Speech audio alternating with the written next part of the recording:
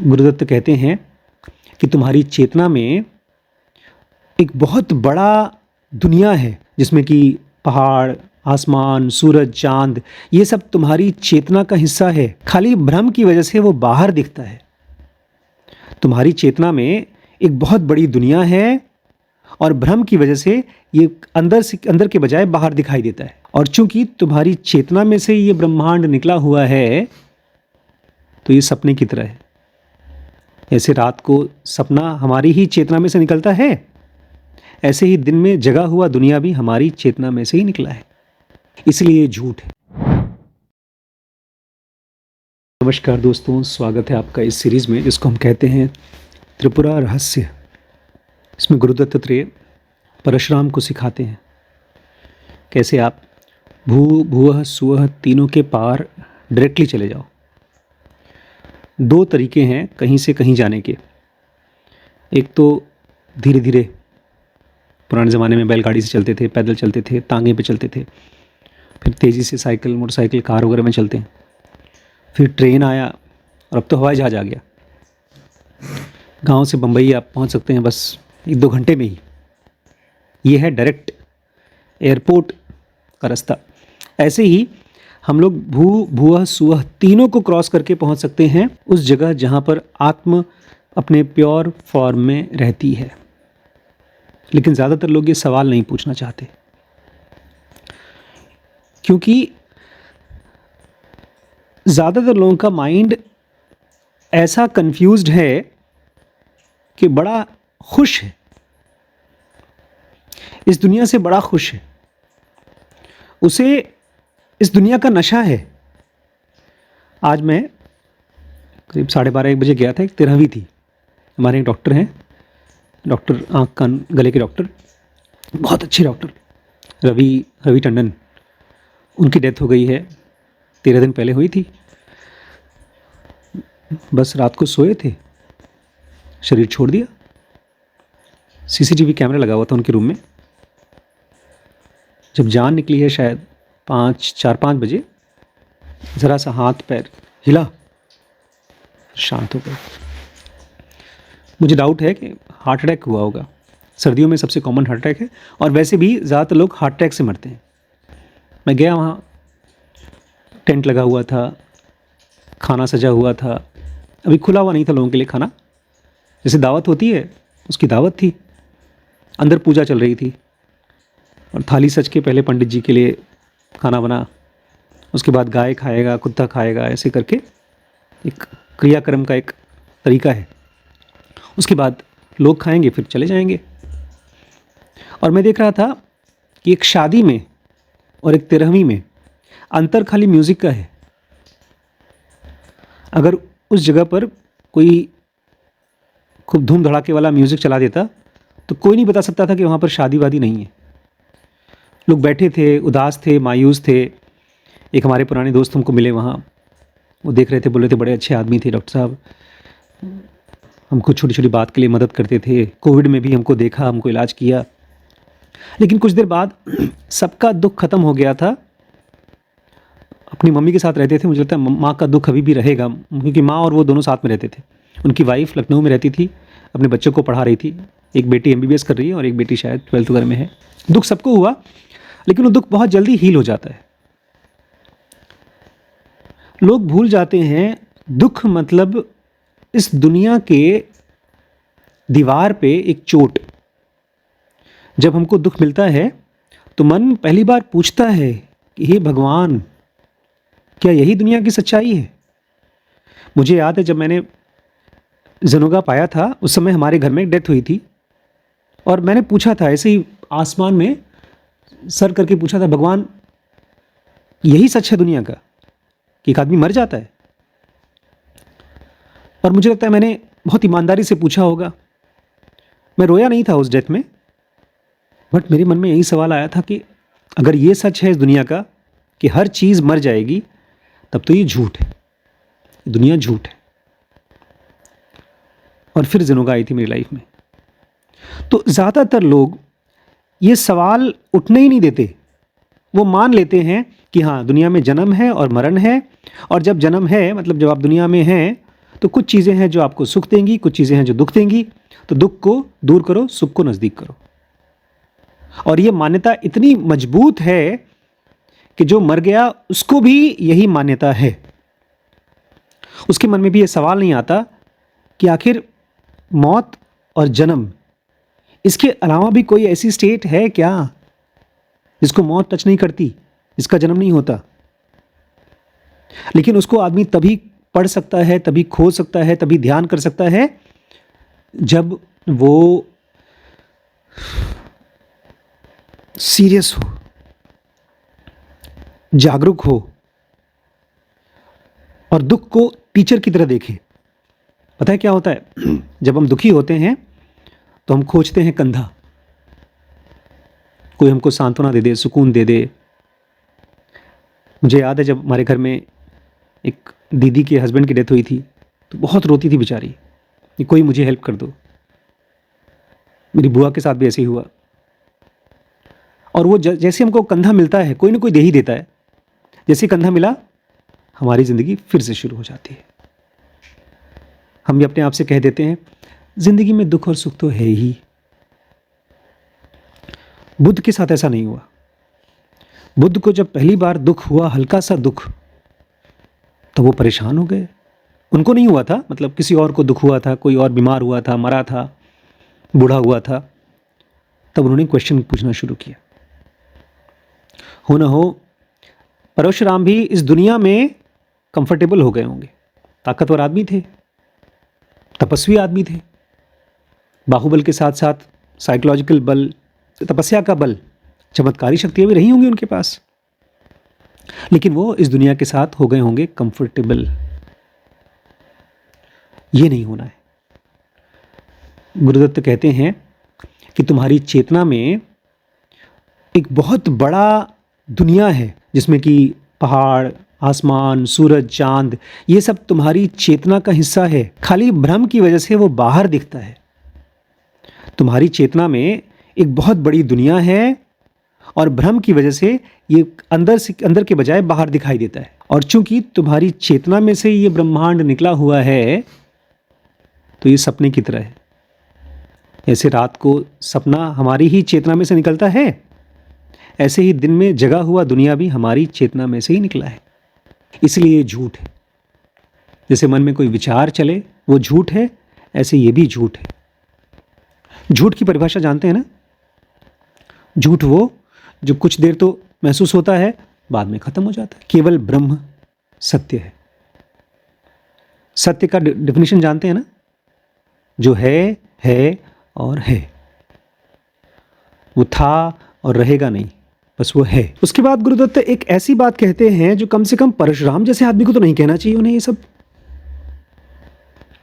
किसी छोटे मोटे बच्चे से कहें तो ठीक है। तो कहते हैं hold tight to that knowledge. जो मैंने कहा है इसको गांठ बांध लो। होल्ड टाइट, कस के पकड़ना इस नॉलेज को जो मैंने तुम्हें बताया। ये ब्रह्मांड तुम्हारी ही चेतना में से निकला है, इसलिए झूठ है।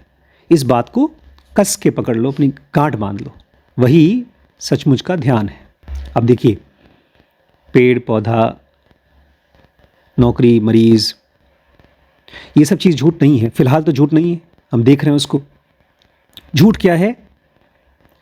उसके बारे में हमारे आइडियाज़।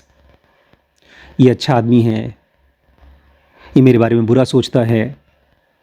जो आदमी शायद 6 महीने पहले ईमानदार था, अब बेईमान हो गया, तो उसकी बेईमानी झूठ है।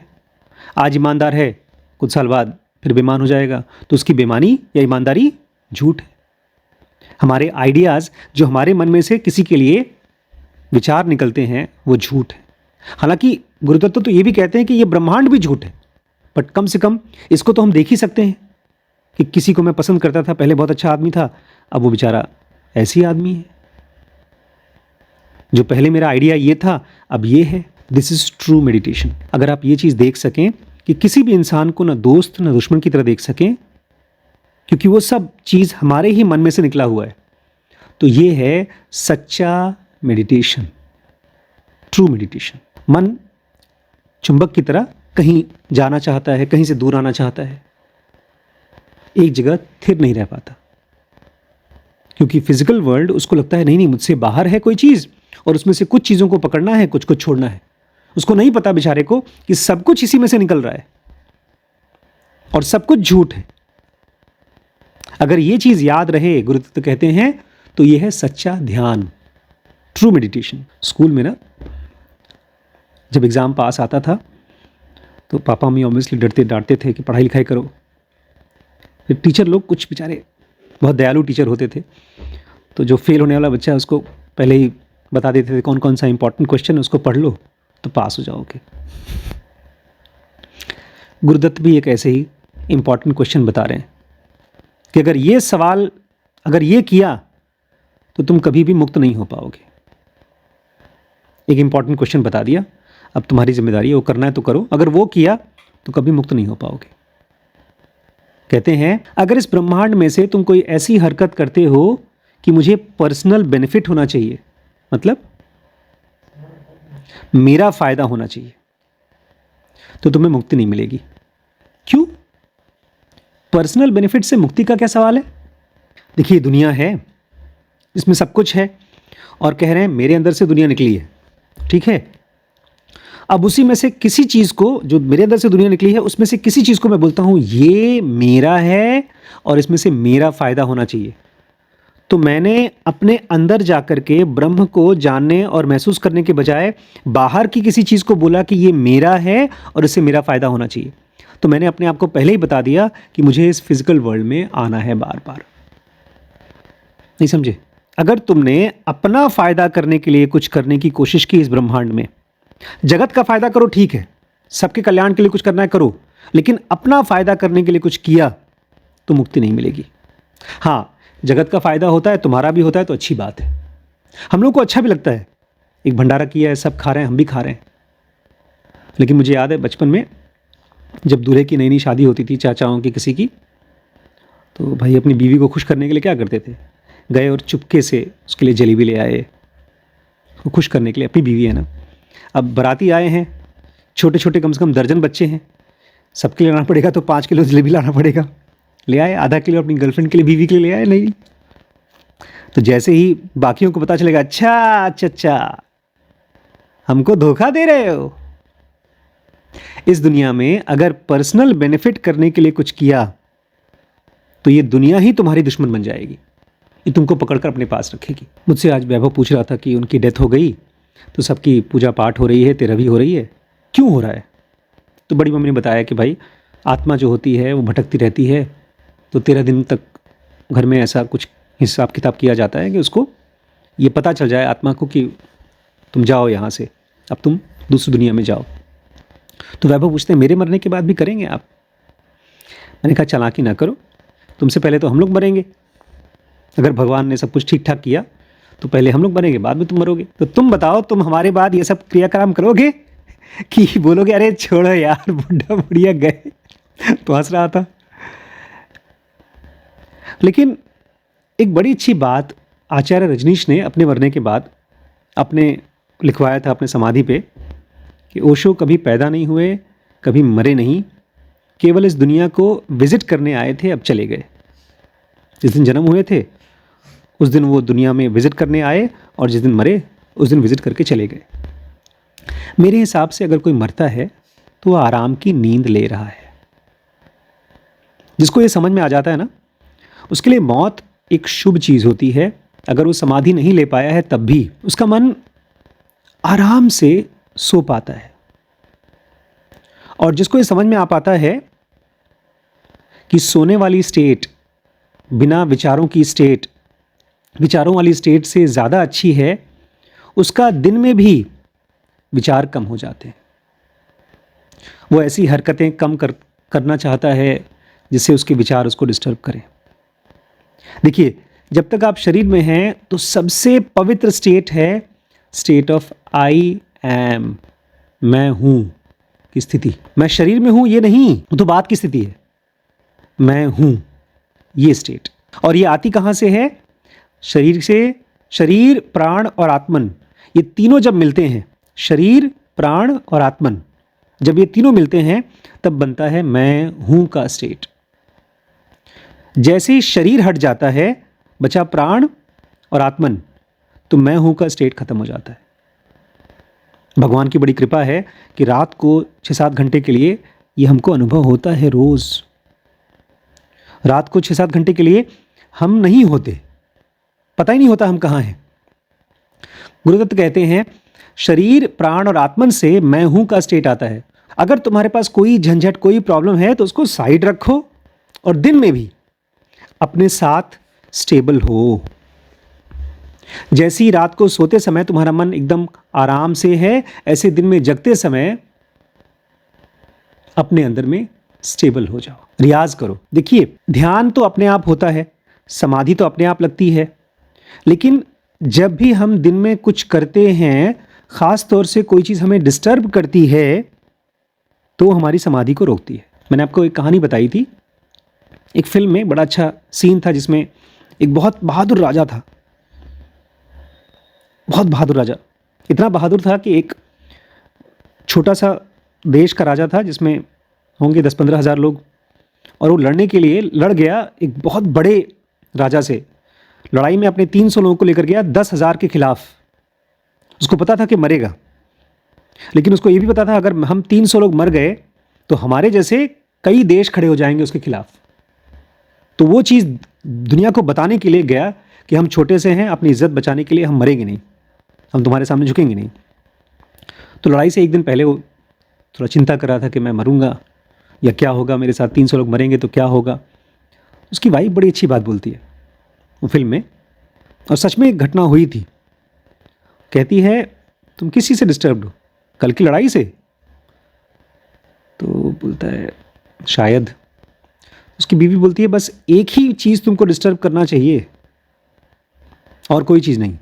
मैं तुम्हारी बीवी हूँ, बस मेरे पास ये अधिकार होना चाहिए कि मैं तुम्हें डिस्टर्ब कर सकूँ, और दुनिया में कोई चीज़ तुम्हें डिस्टर्ब नहीं कर पाना चाहिए।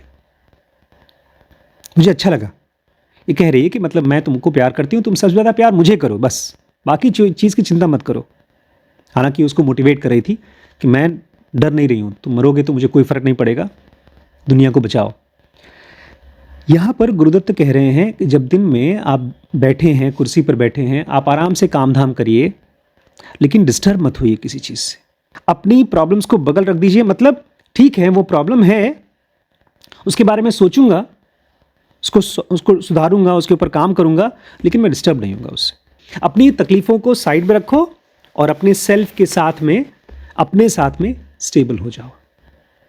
अगर आप ऐसा करते हैं, आप खेत में हैं, आप ऑफिस में बैठे हैं, कोई चीज़ छोटी सी चीज़ आपको डिस्टर्ब करती है, उसको तुरंत पकड़िए और उसको बगल में रखिए। मतलब जान जाइए कि हाँ ये मुझे डिस्टर्ब कर रही है, ठीक है, रख दिया।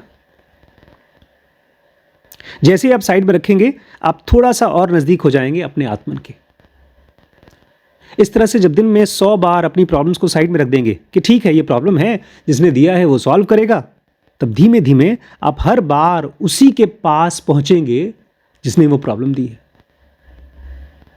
इस तरह से आप अपने सेल्फ के पास पहुंचते हैं, स्टेबल होते हैं। गुरुदत्त कहते हैं इस शरीर का तो रूप है, लेकिन इस शरीर में जो चेतना है उसका कोई रूप नहीं है। शरीर का तो रूप है, लेकिन हमारे अंदर में जो चेतना है उसका कोई रूप नहीं है। और जब आप शरीर को, एक रूप को अपना मान लेते हो, तब आप इस दुनिया को द्वैत बना देते हो। दुनिया भगवान अलग, हम अलग। और जैसे ही आप दो हो जाते हो तो आपके अंदर में दो अनुभव भी आना शुरू हो जाते हैं, खुशी और दुख की। जब तक हम एक हैं तब तक कोई दुख नहीं है, कोई सुख नहीं है, लेकिन जैसे ही द्वैत होते हैं तब दुख भी और सुख भी दोनों आता है। इसलिए अगर पूजा करनी ही है तो अपनी चेतना की करो, जिसका कोई रूप नहीं है, क्योंकि उसी के द्वारा ये सब चीज़ तुम्हें अनुभव हो रही है। तुम्हारी चेतना से तुम्हारे सारे अनुभव आ रहे हैं, और चेतना को बुद्धि से नहीं समझ सकते, चेतना के बारे में विचार नहीं कर सकते, उसको खाली महसूस कर सकते हो। और मैं कहता हूँ इसको कि उसको केवल कुछ सेकंड के लिए महसूस कर सकते हैं हम शुरू में। मेरे हिसाब से हर रोज़ 5 मिनट पूजा करते समय या नहाने के बाद या किसी भी समय जब भी याद आ जाए, अपने शरीर को महसूस करें, उसके अंदर की चेतना जिसका कोई रूप नहीं है उसको महसूस करें। यही तरीका है वहाँ तक पहुँचने का जिसमें से पूरा ब्रह्मांड निकला है। ये तुम खाली बाहर बाहर घूम रहे हैं और घर से दूर है, अपने सेल्फ से दूर है। ठीक है, कल और पढ़ते हैं।